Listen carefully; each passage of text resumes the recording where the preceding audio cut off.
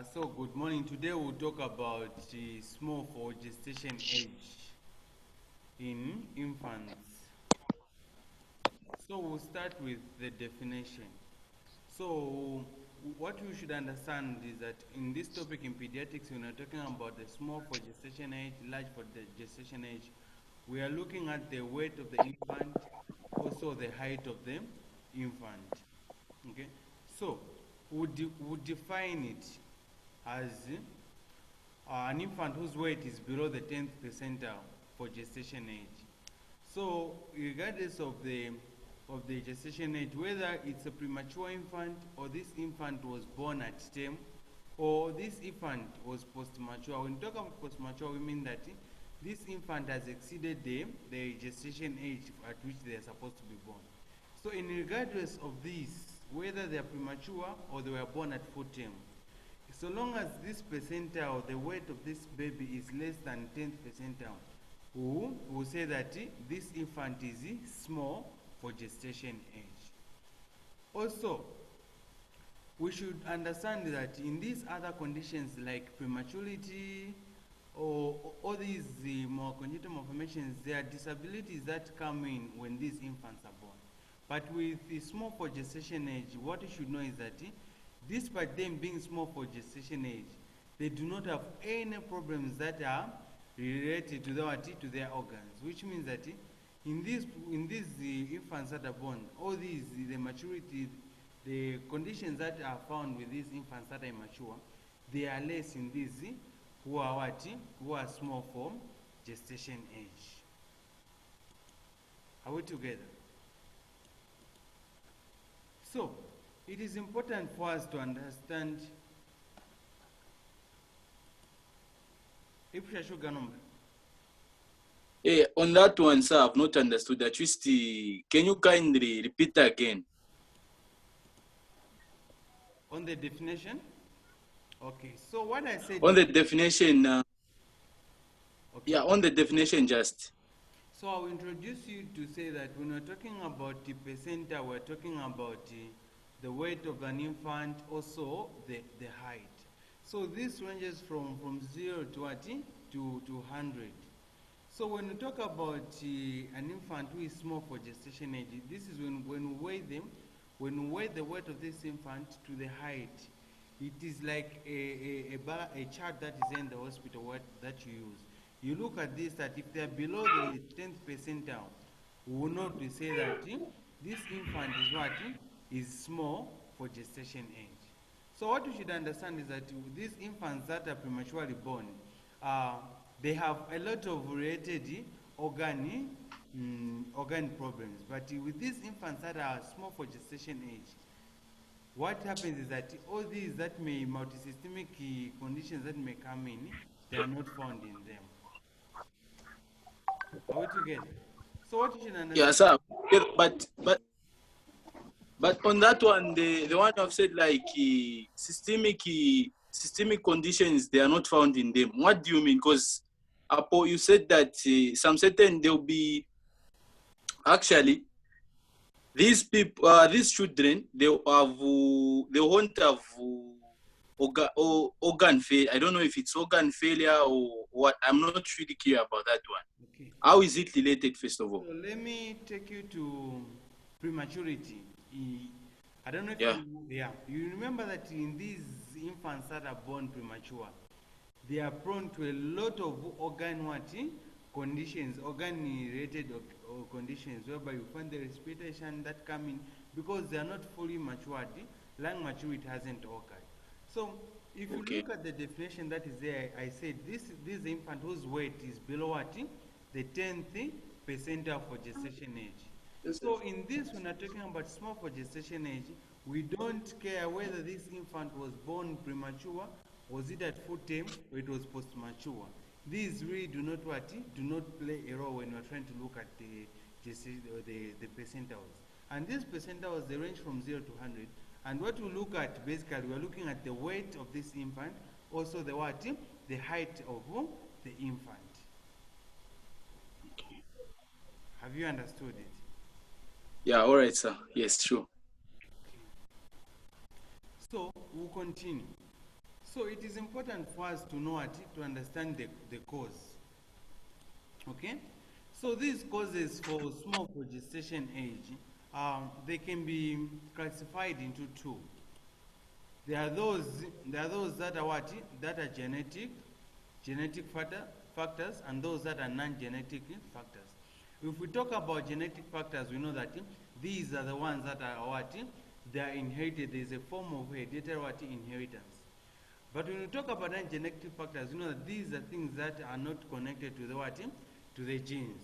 So the first one, when we talk about the non-genetic factors, we will know that to talk about those infants that have been born before what? 32 to 34 weeks of gestation. Okay, so we know that in those areas, they are not, they have been born by that period, so which means there'll be a limitation in their what? In their lifestyle to adapt. A good example, when we talked about neonatal hypoglycemia, we know that there are a lot of things there that they are supposed to adapt in for the glucose, for them to grow. They will depend also on the what? On the feeding. So we know that when they have been operated on in this area, their growing will not be as expected because they've been introduced to the what? To the new world. When we talk about genetic factors, this is where maybe we'll talk about those with short statures. Others maybe they have inherited them from what? Their parents what? Being what? Being short. So basically there are just two.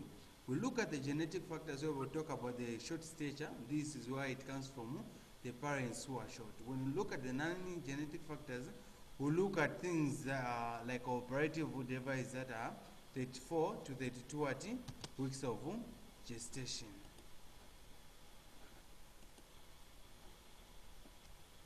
So, we'll continue with the non-genetic factors where we'll talk about placenta insufficiency due to what? To maternal diseases. So we know that when we talk about placenta insufficiency, here mostly we are talking about the conditions like preeclampsia and eclampsia.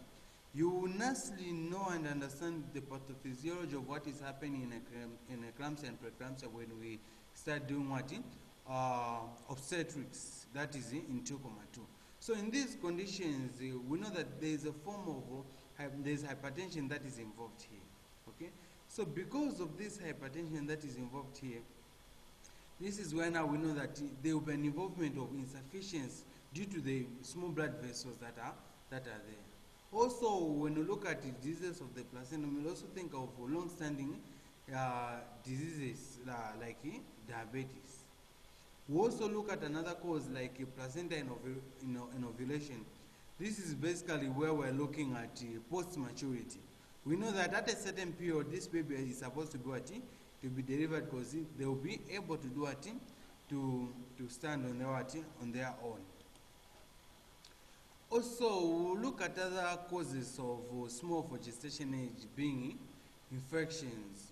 Here, this you also find the touch infections, the CMV, cytomegaloviruses, the toxoplasmosis gondii, and the rubella. Okay. Also, there is what we call as the drug narcosis in the mother. This is where the alcohol has an effect on the fluidity of the permeability, the membranes of the infant. Smoking also brings about small for gestation age, being below the what? The 10th percentile. Okay. So what we should understand is that despite small size or small SGA, these babies that are born now, they have full characteristics of actual age. Okay? So what you find is that when you look at these babies, there will be all maturity signs on the body and the organ function. So we look at it in this way. That's these infants born with 1.4 kg between 37 and 42 weeks of gestation. What you find that all the organs of these bodies will be what? They will be present. You look at the external ear to be fully formed. What you should know is that when you are doing an examination of the newborn, there are certain things that you look at. These are the things like the cartilage, the cartilage of the external ear, the sulcus, the genital development. So in these babies, despite them having small for gestation age, you find that all these features that we look at when you're doing the examination of the newborn, they'll be present. So, the problems that will come now is that these babies will have what? Breath asphyxia. You know that, remember when you're looking at the causes of the nanny genetic factors, I looked at conditions that involve the placenta, where we talked about the hypertension, also there are long-standing cases like diabetes, but the other problems now that comes in is breath asphyxia. Okay, so these infants will have an IUGR, intrauterine growth retardation. Basically, this is coming from what?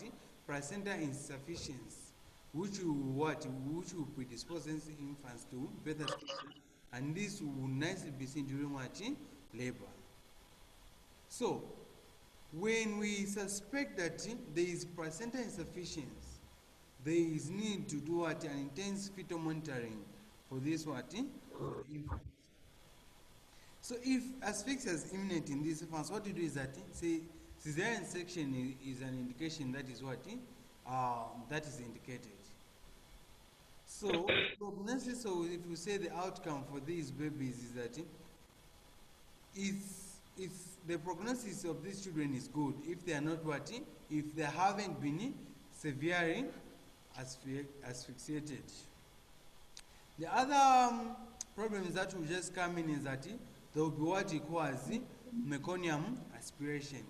When we talk about meconium aspiration, this is where now the infant in the amniotic sac now, they defecate there. So you know that in the amniotic sac there is fluid. So once they defecate in that in the amniotic sac, these infants now start doing what? Aspirating what? The meconium. Okay? So what will happen is that when there's meconium aspiration, these babies now will present with what we call as the meconium aspiration syndrome. We'll also look at another problem that will arise, which is hypoglycemia. Okay? So remember we talked about, in our previous lectures, we talked about hypoglycemia of the newborn. Okay, this is whereby for you to make this diagnosis nicely to say this is hypoglycemia of the newborn. Remember we talked about the Whippy's triad, which will help us now make a diagnosis, where we look at, we do the blood, we do check for all the signs of hypoglycemia which are supposed to be present. If you should find time to revise through those notes where you look at the Whippy triads, there are three. What will help us to do what? Make a diagnosis of hypoglycemia of the newborn. So, in case of any question for small for gestation age, you can ask before we proceed to look at large for gestation age. Okay, so we'll continue.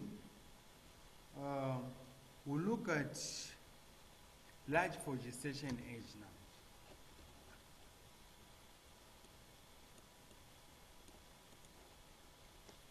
So when we are looking at large for gestation age, we'll,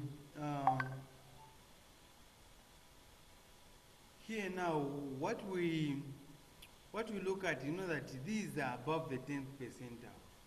Okay, so what predisposes them most is that they are what we would call as the genetic predisposition with familial tendencies. This is where we looked at things like maternal diabetes, hydrops fetalis, and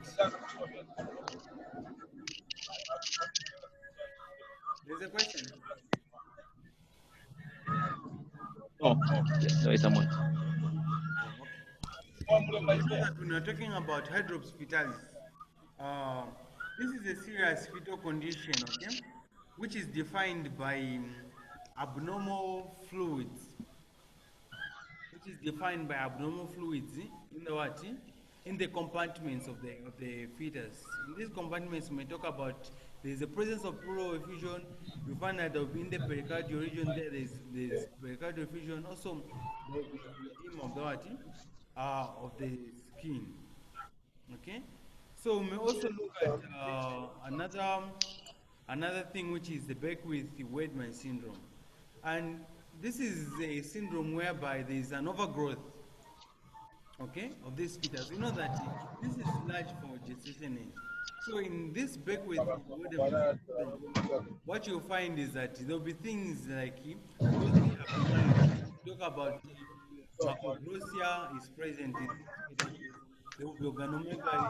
Also, sometimes you may find that there will be abdominal defects, whereby we find that there will be pregnancies that are present in these infants. Okay, so the only thing, the problem that comes in with these babies that are large for gestation age is that we know that they are microsomic. When you look at the Beckwith-Wiedemann syndrome, we know that the overgrowth is microsomic. So what you find is that there will be difficult vaginal delivery due to what? The right size. They are macrosomic babies. This will bring about tears on the vagina, which will be like and these will, and these will lead to what we call as tears, and also conditions that we call as shoulder distortion. These will also result into a condition in obstetrics that we call as PPH, postpartum hemorrhage. Okay, so we'll continue. Okay, so let us look at this infant of a diabetic mother, because we know that this is where now more of this condition is doing what is coming from. So what you'll find is that the signs of an infant of a diabetic mother is that there will be, this woman will be obese. Also, sometimes the body causes plethoric. Also, they'll be restless, and also they'll do what?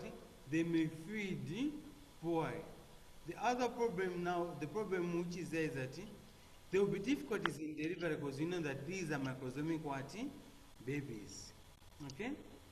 So what will happen is that these infants are likely to have hypoglycemia in the first in the first to second after in the first to second week after what?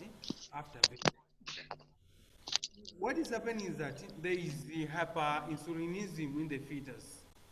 Okay? This hyperinsulinism, where it is coming from is that it is stimulated by excessive glucose from the what? From the mother. Okay? So also what happens is that during birth there's a termination of glucose infusion. And this only happens when this umbilical cord has been what? It has been cut. You also find that there will be hyperbilirubinemia. Okay? Why is the question most that comes is that where does the hyperbilirubinemia come from? So hyperbilirubinemia develops because there will be intolerance of feeds. Okay?